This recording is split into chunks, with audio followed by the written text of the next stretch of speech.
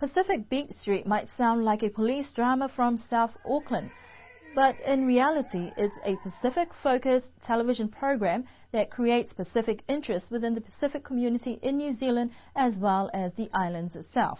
This week, producer and director of the popular series, Stan Wolfgram, and his team travelled to Niue to capture Niue life in all forms. According to Stan, the focus of what is needed for the program comes from all aspects of island life, emphasising the need to relate to each culture.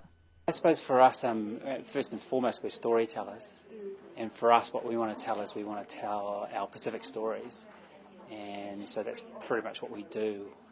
That's where the whole concept of Pacific Beach Street came from, was to tell our own stories, tell them to our own people and tell them to the rest of our country as well. So that's what we do, and that's basically the concept of Pacific Beach Street. Telling our own stories ourselves as Pacific Islanders. Most of our crew are all Pacific Islanders, and we're all really getting out there and just telling our own stories. Well, looking at some of the programs with the Pacific flavour, I guess, in Beach Street, now there's a lot of humour in there and a lot of serious stories that you've done as well. Is it supposed to be like that? Because the young people here, I mean, they talk about it. Yeah, I think it's important to laugh, it's important to smile, then while everybody's laughing and smiling, then their mouths are open, and then we shove that important message down there into their mouths. Yeah, and the other thing is it's all Pacific as well. And Pacific is about, you got to have a laugh. You can't be serious all the time. And we like to have fun. We like to have fun with each other. But then we like to kind of tell the serious stories as well. So, yeah, that's what the format's all about. Now, looking at the Niuean element, I guess, that you'll be introducing into the program, what are your main focus while you're here? Well, we do tell Pacific stories to Pacific people living in New Zealand.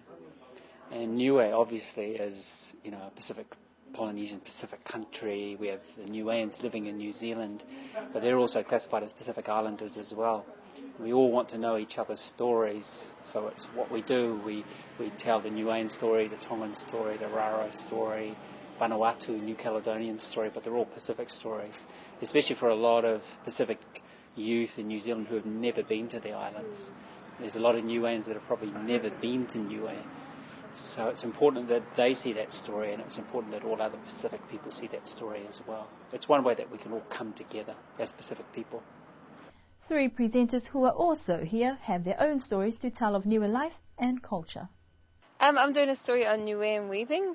So I've actually done the story. I met with Sifa and her daughter Moka from Mutulou.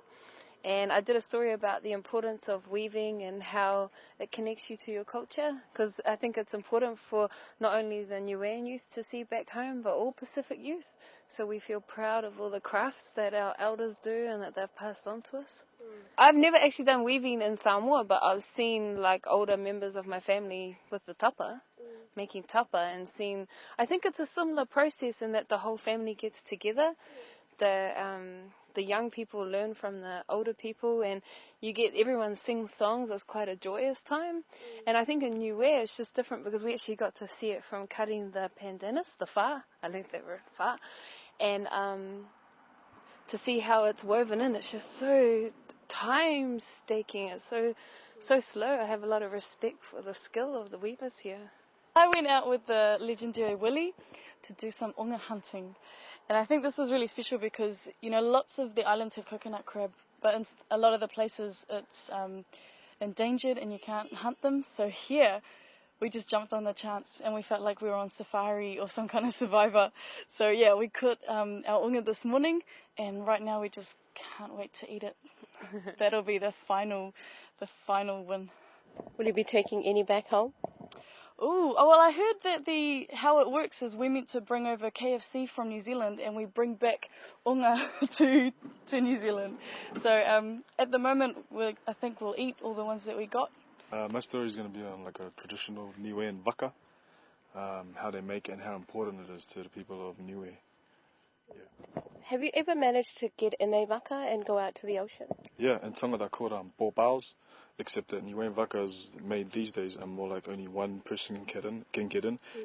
The ones in Tonga are more like two-men ones, so you've got like 2 rowers in them, and yeah. Are you planning on getting into a waka while you're here? it'd be silly not to. I think that we are just privileged that you guys watch us here, and we hope that we can be a voice and we can make you guys proud over here in Niue, because the stories that we're trying to tell and the people that we're trying to meet, we want to do things that you find interesting, and we hope that you can connect with us as well that way. Yeah, like what Corinne said, you got to be proud of who you are, whether you're Samoan, Tongan, Niuean, or even just half caste. That's you, and you should be proud of it and learn about your culture and learn to love who you are. Yeah, exactly. I mean, they covered both of it. Pacific Beat Street is hoping to focus on the reality of island life, bringing its contents to Pacific people, especially those who have not visited or experienced the life of their ancestors in the Pacific Islands.